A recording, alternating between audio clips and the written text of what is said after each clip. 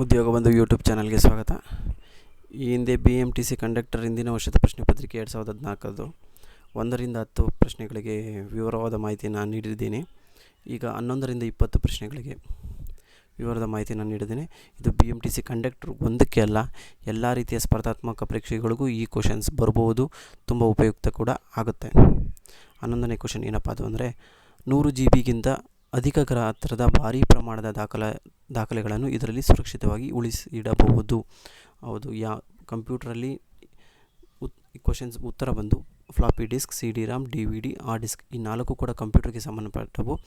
ಇದರಲ್ಲಿ 100 GB ಅತಿ ಹೆಚ್ಚಾಗಿ ಯಾವುದರೆಲ್ಲ ಸ್ಟೋರೇಜ್ ಮಾಡ್ಬೋದು ಅಂದರೆ ಫ್ಲಾಪಿ ಡಿಸ್ಕಲ್ಲಿ ಈಗ ಫ್ಲಾಪಿ ಡಿಸ್ಕ್ ಅನ್ನೋದು ಇಲ್ಲವೇ ಇಲ್ಲ, ಉಪಯುಕ್ತನೇ ಇಲ್ಲ.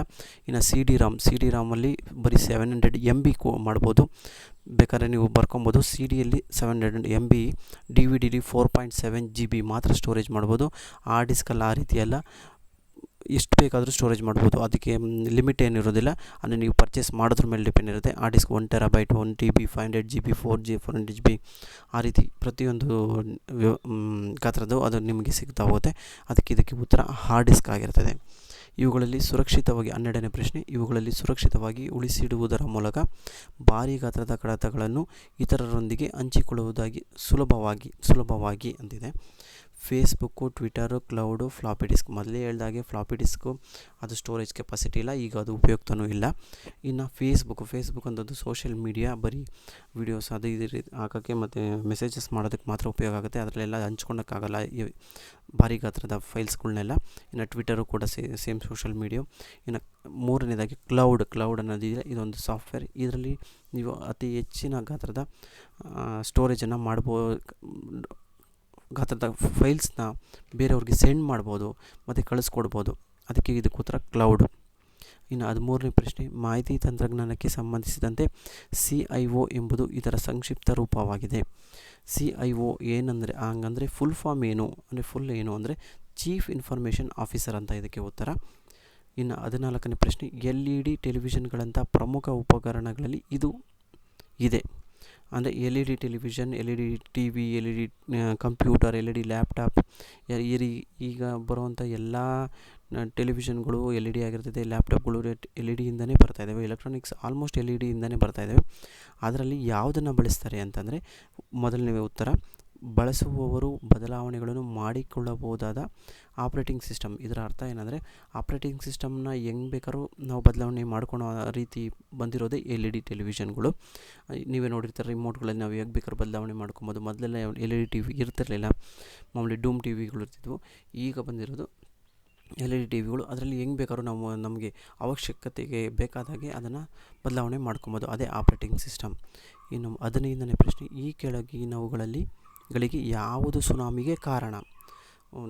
ಚೆನ್ನೈಯಲ್ಲಿ, ನಮ್ಮ ಭಾರತದಲ್ಲೂ ಕೂಡ ಸುನಾಮಿ ಬಂದಿತ್ತು ಚೆನ್ನೈಯಲ್ಲಿ.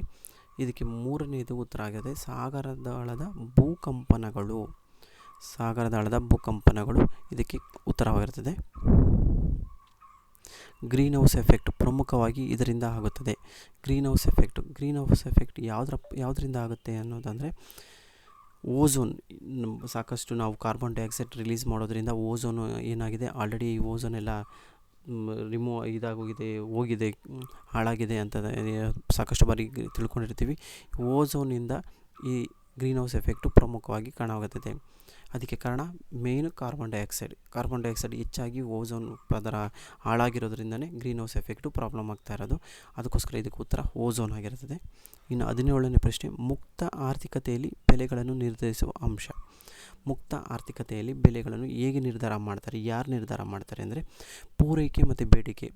ಅಂದರೆ ಬೇಡಿಕೆ ಎಷ್ಟು ಹೆಚ್ಚಿರುತ್ತೋ ಹಾಗೆ ಪೂರೈಕೆ ಆಗ್ತಿರುತ್ತೆ, ಅದರದ ಮೇಲೆ ಬೆಲೆನ ನಿರ್ಧಾರ ಮಾಡ್ತಾರೆ. ಇನ್ನು 18ನೇದು, ಭಾರತ ಸೇನೆಯ ಪರಮಾಧಿಕಾರವುಳ್ಳ ಮಹಾದಂಡನಾಯಕ ಯಾರು? ಭಾರತ ಸೇನೆಯ ಪರಮಾಧಿಕಾರವುಳ್ಳ ಮಹಾದಂಡನಾಯಕ ಅಂದರೆ ಭಾರತ ಸೇನೆಗೆ ಚೀಫ್ ಆಫೀಸರ್, ಹೆಡ್ ಆಫೀಸರ್ ಯಾರಪ್ಪ ಅಂದರೆ ಉತ್ತರ ಬಂದು ರಾಷ್ಟ್ರಪತಿಗಳೇ ಇದಕ್ಕೆ ಭಾರತ ಸೇನೆಗೆ ಏನೇ ರೀತಿಯಾದ ಸಹಿ ಹಾಕಬೇಕಾದ್ರೂ ಕೂಡ ಏನೇ ಒಂದು ಕೂಡ ರಾಷ್ಟ್ರಪತಿಯವರ ಹತ್ರಕ್ಕೆ ಹೋಗಿಯೇ ಬೇರೆ ಏನೇ ಒಂದು ಗನ್ ಆಗ್ಬೋದು ಮತ್ತೊಂದು ಆಗ್ಬೋದು ಪರ್ಚೇಸ್ ಮಾಡಬೇಕು. ಮತ್ತು ಏನೇ ಸೇನೆ ಎಲ್ಲಾದರೂ ತೆರಳಬೇಕು, ಯುದ್ಧ ಮಾಡಬೇಕು ಅನ್ನೋದ್ರೆ ರಾಷ್ಟ್ರಪತಿಯವರಿಂದ ಸಹಿ ಆದ ನಂತರನೇ ಮಾಡಬೇಕು. ಅದಕ್ಕೆ ಅವರನ್ನ ಮಹಾದಂಡ ನಾಯಕ ಅಂತ ಕರೀತಾರೆ. ಇನ್ನು 19ನೇದಾಗಿ ಸಾಮಾನ್ಯ ವಿದ್ಯುತ್ ಬಲ್ಬಿನ ಒಳಗೆ ಇದು ತುಂಬಿರುತ್ತದೆ. ಸಾಮಾನ್ಯ ನಾವು ಬಲ್ಬುಗಳೆಲ್ಲ ಪ್ರತಿಯೊಬ್ಬರು ಉಪಯೋಗಿಸ್ತೀವಿ. ಯಾವ ಆಮ್ಲ ಇದರೊಳಗಡೆ ಇರುತ್ತೆ ಅನ್ನೋದನ್ನು ಕೇಳಿದ್ದಾರೆ. ಇದರಲ್ಲಿ ಆರ್ಗಾನ್ ಅನ್ನೋ ಇರುತ್ತೆ. ಆರ್ಗಾನ್ನ ತುಂಬಿರ್ತಾರೆ. ಆಮ್ಲಜನಕ, ಸಾರಜನಕ, ಇಂಗಾಲ ಡೈಆಕ್ಸೈಡ್ ಮತ್ತು ಆರ್ಗಾನ್ ಅಂತ ಕೇಳಿದ್ದಾರೆ. ಆರ್ಗಾನ್ ಇರುತ್ತದೆ. 20ನೇ ಪ್ರಶ್ನೆ, ಆನೆಯ ದಂತಗಳು. ಎರಡನೇ ಉತ್ತರ ಸರಿ ಉತ್ತರ ಆಗಿದೆ. ಪರಿವರ್ತಿತ ಹಲ್ಲುಗಳು. ಇದಕ್ಕೆ ಉತ್ತರ ಪರಿವರ್ತಿತ ಹಲ್ಲುಗಳು. ಮೂಳೆ ಇದೆ, ಕೂದಲಿದೆ, ಅದಕ್ಕೆ ಉತ್ತರ ಹಲ್ಲುಗಳಾಗಿರ್ತದೆ. ಇವತ್ತಿನ ವಿಡಿಯೋದಲ್ಲಿ 1ರಿಂದ 20 ಪ್ರಶ್ನೆಗಳಿಗೆ ಸಂಕ್ಷಿಪ್ತವಾಗಿ ತಿಳಿಸ್ಕೊಟ್ಟಿದ್ದೀನಿ. ಮುಂದಿನ ವಿಡಿಯೋದಲ್ಲಿ 21ರಿಂದ 30 ಪ್ರಶ್ನೆಗಳಿಗೆ ವಿವರವಾದ ಮಾಹಿತಿ ನಾನು ನಿಮಗೆ ತಿಳಿಸ್ಕೊಡ್ತೀನಿ.